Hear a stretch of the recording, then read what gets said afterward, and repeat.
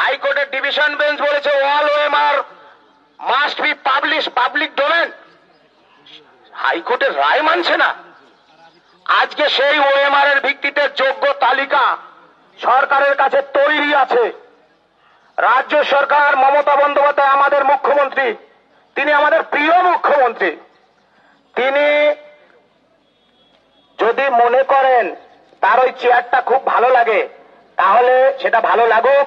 আজকে রাতের মধ্যে 12টা হোক, 10:30 হোক, এসএসসির, যেটাকে অটোনমাস বডি বলছে, এসএসসি অটোনমাস বডি, কিন্তু পেছন থেকে চালায় রাজ্যের মুখ্যমন্ত্রী। কেন দেখেননি?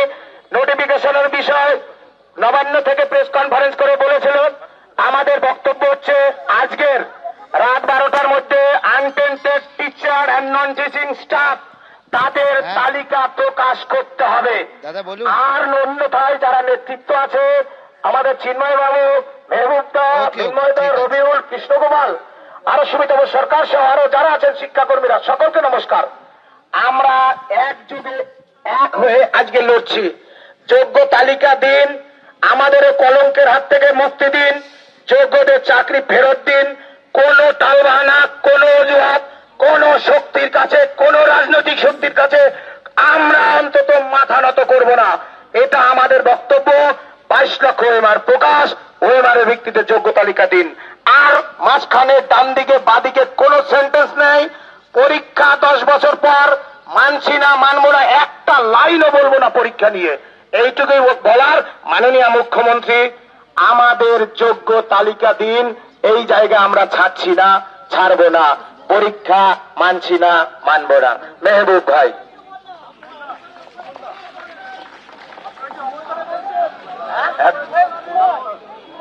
অ্যাকচুয়ালি সবাই প্রথমত আমি অনেক পরে গিয়েছি, যাওয়ার কথাও ছিল না আমার। তখন চিফ সেক্রেটারি বেরিয়ে গেছিলেন, এডুকেশন সেক্রেটারি ছিলেন। বারবার বাদ বিতণ্ডা চলছে আমাদের সঙ্গে। ওনারা বারবার একটা জায়গায় এড়িয়ে যেতে চাইছেন, যোগ্যদের লিস্ট পাবলিশ। ওনাদের একটাই বক্তব্য, যদি সুপ্রিম কোর্ট বলে তাহলে আমরা ওখানে দিয়ে দেব।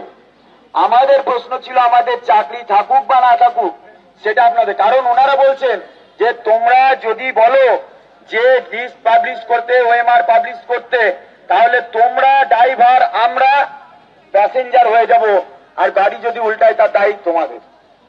এরকম, অর্থাৎ তারা দায়িত্ব আমাদের উপর ঠেলছে। যদি লিস্ট পাবলিশ হয় তার দায়, এবং তার ক্ষেত্রে যদি কোনো দুর্ঘটনা ঘটে রিভিউতে, তাহলে তার দায় নাকি আমাদের।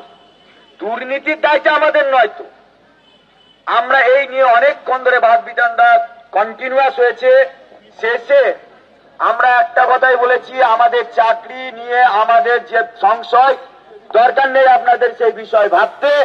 আপনারা ইমিডিয়েট লিস্ট পাবলিশ করুন, এখনই লিস্ট পাবলিশ করুন। আমরা ওয়েট করছি।